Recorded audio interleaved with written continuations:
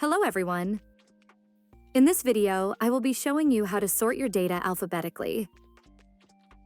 For this set, I will be doing it for the first name of each employee.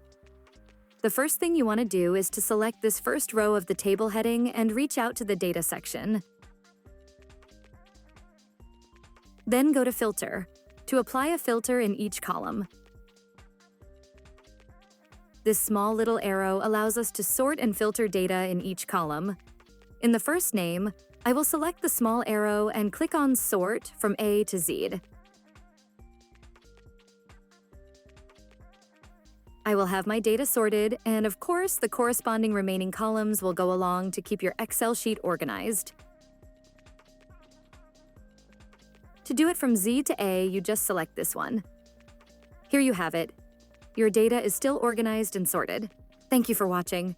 And if you find it helpful, consider subscribing so you can help us do a better job.